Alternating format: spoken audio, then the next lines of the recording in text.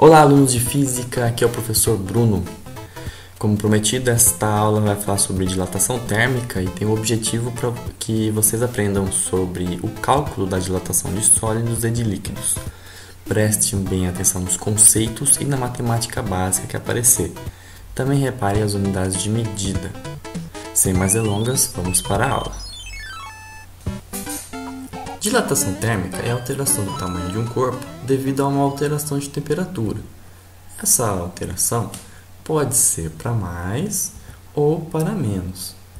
Nos livros de física, vocês vão encontrar a nomenclatura L0 para indicar o tamanho inicial do corpo que você está estudando. No nosso caso aqui, 16 centímetros. E ΔL é utilizado com o significado de variação do tamanho do corpo. Tá? Matematicamente, o ΔL, a variação do tamanho do corpo, é proporcional ao tamanho inicial dele e também é proporcional à variação da temperatura. Então, esse ΔT significa o tanto que a temperatura mudou e L0 significa o tamanho inicial do corpo. Para que essa equação se torne verdadeira, é necessário acrescentar um elemento aqui no lugar desse ponto de interrogação. Esse elemento geralmente é utilizado a nomenclatura da letra grega alfa, que significa coeficiente de dilatação linear. Ela significa qual é a porcentagem de aumento ou de decrescimento de acordo com a variação de temperatura. Em sólidos anisotrópicos, que são sólidos que apresentam propriedades diferentes dependendo da direção que você está estudando ele, isso acontece principalmente em cristais. Veja, se eu olhar em direção na vertical, o coeficiente de dilatação, a porcentagem que ele aumenta ou decresce é 1. Se eu analisar com relação à horizontal, eu vou ter um coeficiente de dilatação diferente também. Então, em sólidos anisotrópicos, o coeficiente de dilatação linear é diferente para cada direção. No caso dos sólidos isotrópicos, por exemplo, os ferros, os metais, você tem um comportamento igual nas 3 direções, em todas as direções. Então, você tem um coeficiente de dilatação linear igual para cada direção. Bom, vamos fazer então um exercício. O coeficiente de dilatação linear do aço é 1,1 vezes 10 a menos 5 graus Celsius elevado a menos 1. Esse 1,1 vezes 10 a menos 5 é igual a 0,000011, que é uma escrita em notação científica. Se você sente dúvida nisso, pesquise sobre notação científica, você vai encontrar várias coisas boas na internet. O graus Celsius elevado a menos 1 é uma forma de escrever 1 sobre graus Celsius que está utilizando regras de potenciação. Regras de potenciação são informações matemáticas muito importantes que eu também aconselho você a estudar. Okay? O que significa então 1,1 vezes 10 a menos 5 por grau Celsius? Significa que a taxa de crescimento ou decrescimento do aço é 1,1 vezes 10 a menos 5, essa é a proporção de crescimento por grau de temperatura variado. Então, se eu variar 2 graus a temperatura, eu multiplico esse número por 2. Se eu variar 10 graus Celsius a temperatura, então eu multiplico esse número por 10. Continuando.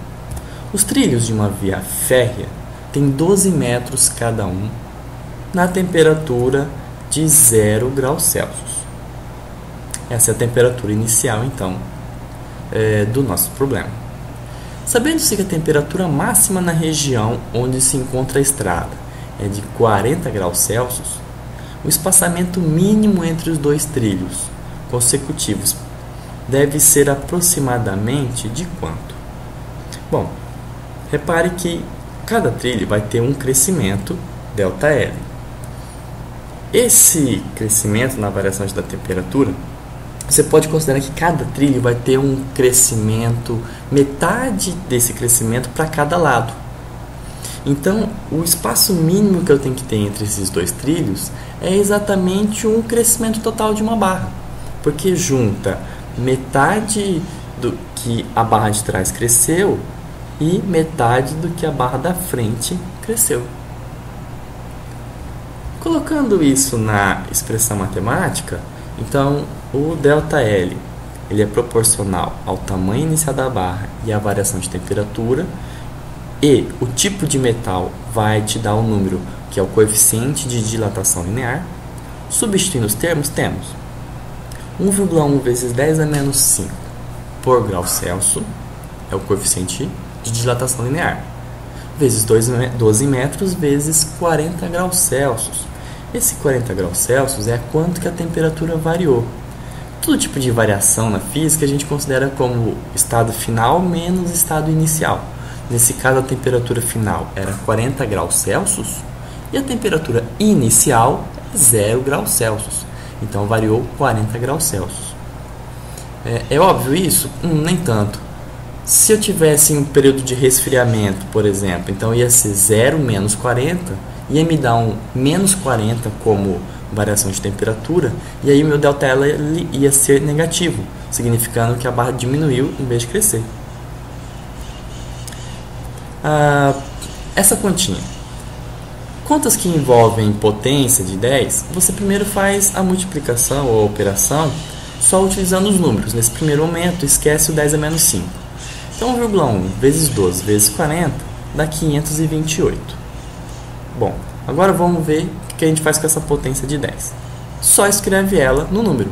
Tá vendo? Você estava com medo à toa. Fez a multiplicação, colocou a potência de 10 no meio. Agora vamos ver a unidade de medida. De propósito, eu coloquei as unidades de medida nessa nossa formulinha, na nossa equação. Foi de propósito.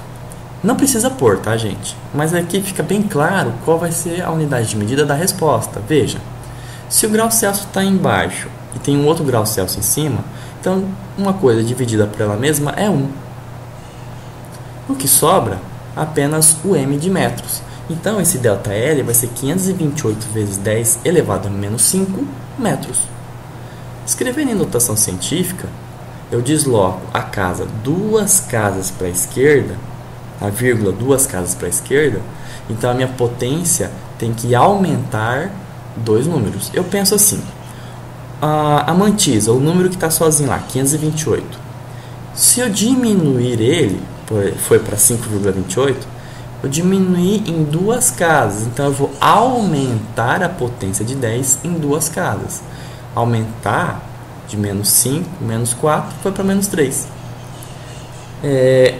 10 a menos 3, a gente escreve nas unidades de medida como o milímetro, o mili. Então, trocando 10 a menos 3 por o m, vai ficar 5,28 milímetros. Continuando falando sobre dilatação de sólidos isotrópicos, se eu tenho uma chapa metálica e eu quero saber o quanto que essa chapa vai dilatar, então eu tenho que considerar a área inicial dela e vou considerar que essa variação de área vai se dar nas duas direções, ok? As setas aqui, roxas e vermelha.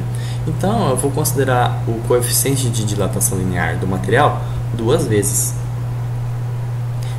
Analogamente, se o sólido ele apresenta bem destacado o seu volume, eu quero saber quanto que esse material dilatou volumetricamente, eu vou considerar o coeficiente de dilatação linear 3 vezes.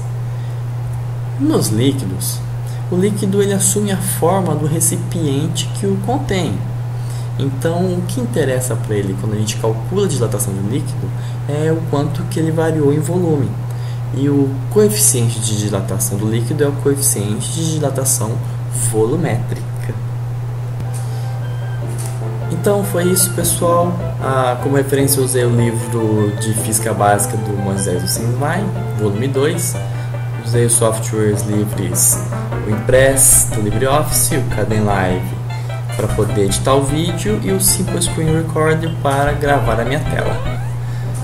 Pessoal, tchau, viu? E até a próxima!